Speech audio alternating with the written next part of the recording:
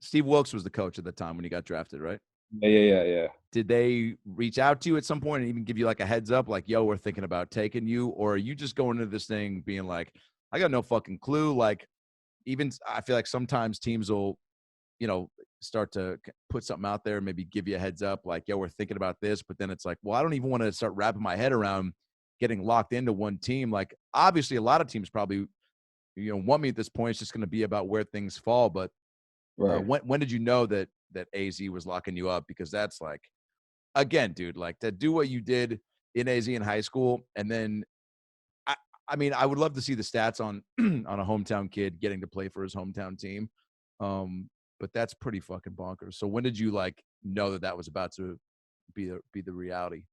It's like this for most guys. I don't know if you know this, but I knew I was going to the Cardinals one pick before they picked me. I got the phone So that's call. really how it is. Yeah. It's literally one, like Arizona kind of is like the next pick, and your phone rings, and you're like, oh, this is happening. Dang, I guess that would make sense. That's why you've seen just like grown men just losing their shit, right? Like Yeah.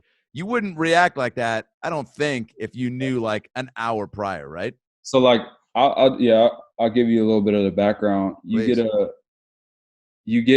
Every team gets what they call top 30 visits. And so they get to bring in 30 different players that they'd like to bring in that they're interested in.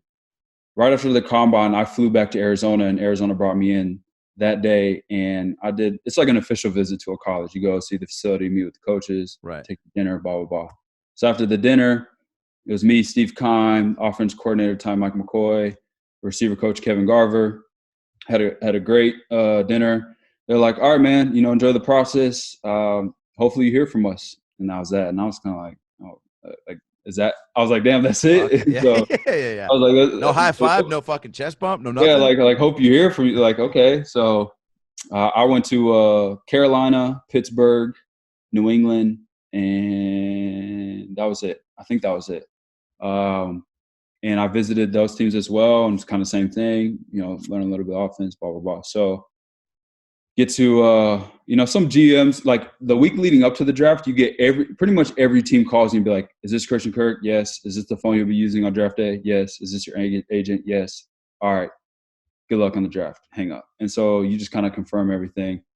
So yeah, man, obviously I was hoping to go late round one because the Patriots had the 30th or 29th pick. Yeah. Dallas had a late pick too. I was projected to maybe go to Dallas. And so like that whole back end of day one was rough on me just because, as a kid, I don't shoot. Not that second round is by any means something I need to be disappointed in. Yeah. It worked out, but you want to go first round. Come on. And so I had like 200 family and friends with me in Paradise Valley, and we had rented out a house, big party. So I got up the next morning, I got a workout in, just kind of cleared my head, chill by the pool all day. And so, we're sitting there, and it's like, I think I was the 10th pick or like 7th pick in the second round. And do you start to kind of throw some back too? When you're at the pool, you're like, hey, let's get some margaritas going. Because if I'm not picked this round, I definitely want to be fucked up for the third round. 100%. I started right when I got done with my workout. It was probably 9:00. I started cracking it open. Good for you, dude. You're like, dude, it's White Claw time. I don't care if the clock says 10:15. Even the day before the first round, I mean, I started 200 people, dude. I started getting so stressed because everybody's watching. Like, like the picture. I have a picture on my Instagram of like me on the phone when I get the call, and there's just people surrounding me. And so I remember the bartender we had there was just like, "Would you like another drink?" And I'm just locked in. I'm like, "Yeah, sure, whatever." And I'm just kind of nervously drinking.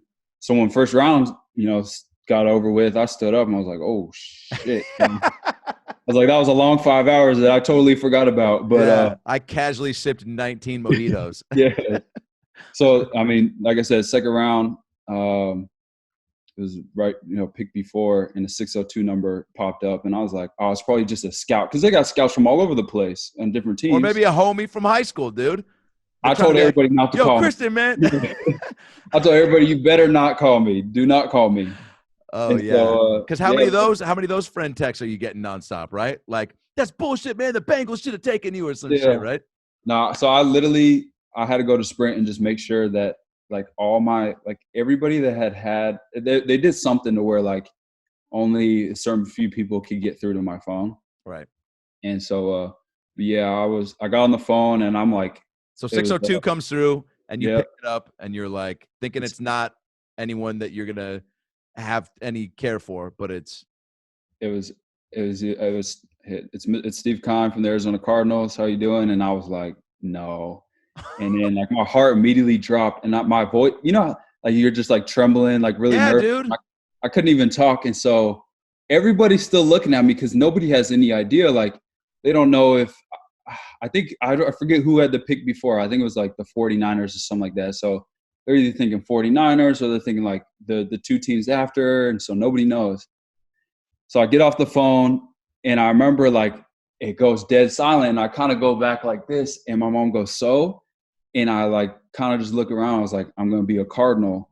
And the whole place erupts. And I remember I always said, I was like, I'm not going to cry. And I hugged my mom, lost it. Just absolutely lost it. Man, dude, I'm getting teary-eyed to listen to that shit. So I'm hugging my mom and I'm just losing it. My sisters are there. My dad's hugging me and they're all crying. They're like, we're so proud of you. Like you did it. And so this is a crazy part. So there's a crazier part?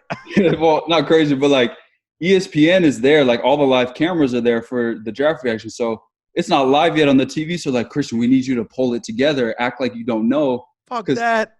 So because they're like the world doesn't know that you know already. So I had dude, that's kind of fucked. So they're trying to pull the rug out from your emotional moment.